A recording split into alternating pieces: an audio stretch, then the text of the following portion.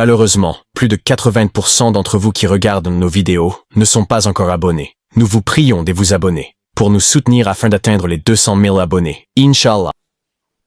Dans le domaine de l'embryologie, un groupe d'Arabes a suivi l'ordre du Coran dans la sourate An-Nahl, chapitre 16, verset 43, et la sourate Al-Anbiya, chapitre 21, verset 7.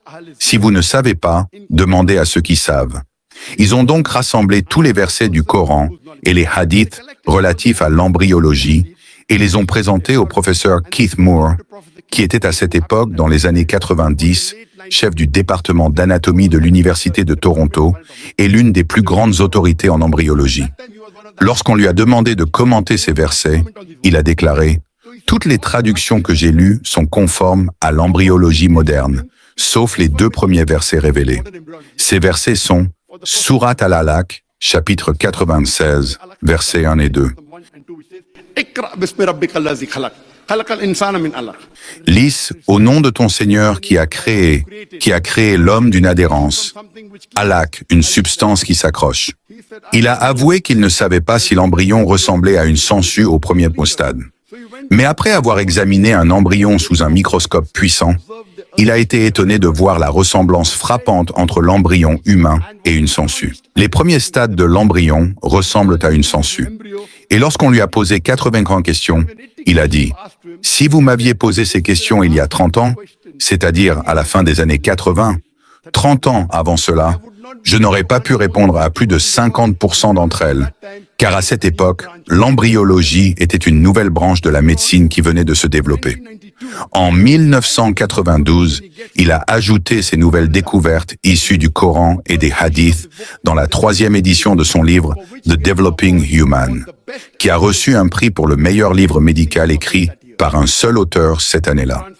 Le Coran dit dans la sourate Al-Hajj, chapitre 22, verset 5, et dans la sourate Al-Mu'minun, chapitre 23, verset 14, « Nous avons créé l'être humain à partir d'une goutte de liquide, nutfa, un fluide insignifiant. » La science ancienne nous dit que dans une seule éjaculation, il y a des dizaines de millions de spermatozoïdes et qu'un seul spermatozoïde suffit à féconder l'ovule.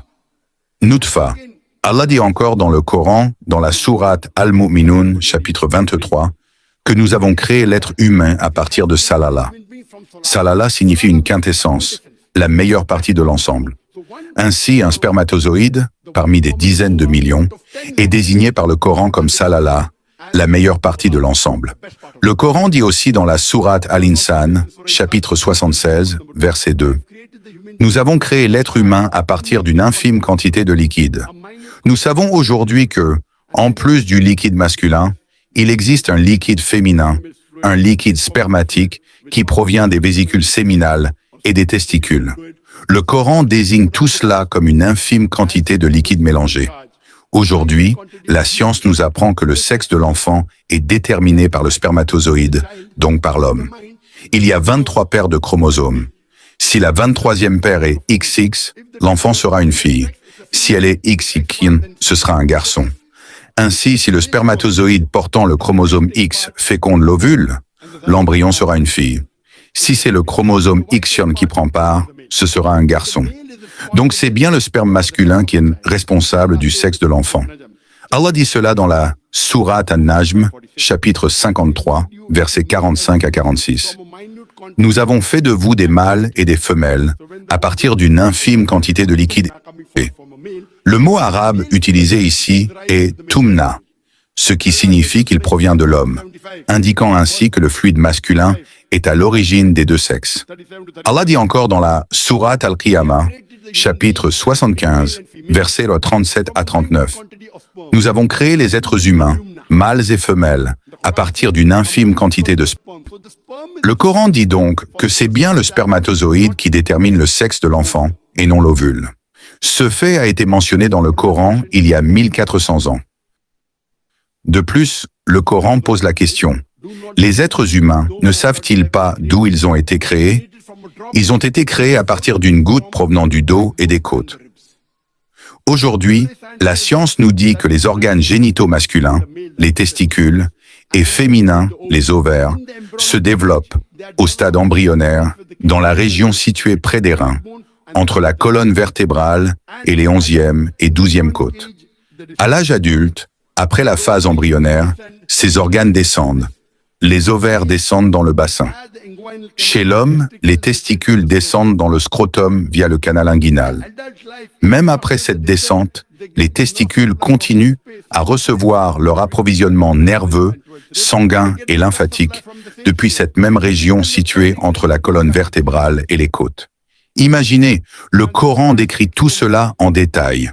Le Coran dit encore dans la sourate Az-Zumar, chapitre 39, verset 6, « Nous avons créé l'être humain dans le ventre de sa mère à travers 3 ténèbres successives. » Le professeur Keith Moore explique que ces 3 ténèbres désignent 1.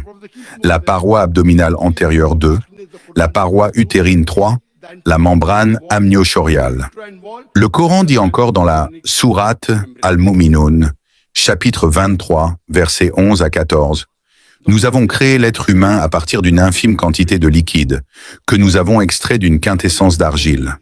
Ensuite, nous avons transformé cette infime quantité de liquide en nutfa, goutte de sperme, puis en mudga, un embryon semblable à une substance mâchée. Ensuite, nous avons fait de cette substance mâchée des os, puis nous avons revêtu ces os de chair. Gloire à Allah, le meilleur des créateurs. » Aujourd'hui, la science nous dit qu'au début, il y a une infime quantité de liquide qui se transforme en une masse semblable à une substance mâchée. Le professeur Keith Moore a pris un morceau de plâtre, lui a donné la forme d'une sangsue et l'a mordu avec ses dents.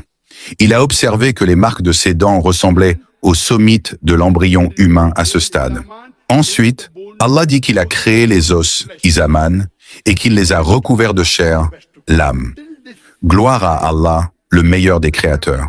Jusqu'à ce stade, le développement embryonnaire est le même chez différents animaux, qu'il s'agisse du lapin, du poisson ou de l'être humain. Mais après cette étape, Allah dit, « Nous avons créé une autre créature. » C'est à ce moment que la différenciation humaine devient visible. La tête, les bras et les jambes prennent leur forme distincte. Le Coran dit encore dans la sourate Al-Hajj, chapitre 22, verset 5, « Nous avons créé l'être humain à partir d'une nutfa, puis nous l'avons transformé en mudga, partiellement formé et partiellement non formé. » Quand le professeur Marshall Johnson, directeur du département d'anatomie à l'université Thomas Jefferson de Philadelphie, a été interrogé sur la signification de « partiellement formé » et « partiellement non formé », il a répondu « À ce stade, certains organes de l'embryon sont complètement formés, tandis que d'autres ne sont pas encore développés. Certaines cellules sont différenciées, tandis que d'autres ne le sont pas encore. Si je dis que c'est une création complète, ce serait faux. Mais si je dis qu'elle est incomplète, ce serait également faux. Il n'y a pas de meilleure description que celle donnée par le Coran. Si je dis que c'est incomplet, ce serait faux. Il n'y a pas de meilleure description que celle donnée par le Coran dans la sourate Al-Hajj, chapitre 22, verset 5. Partiellement formé et partiellement non formé. Le Coran dit dans la sourate Al-Insan, chapitre 76, verset 2, que nous avons créé les êtres humains et leur avons donné la faculté d'entendre, de voir et de ressentir. Aujourd'hui, la science nous dit que l'ouïe se développe en premier, suivi de la vue, puis du toucher. Nous l'avons découvert récemment. Malheureusement, plus de 80% d'entre vous qui regardent nos vidéos ne sont pas encore abonnés. Nous vous prions de vous abonner pour nous soutenir afin d'atteindre les 200 000 abonnés. Inch'Allah.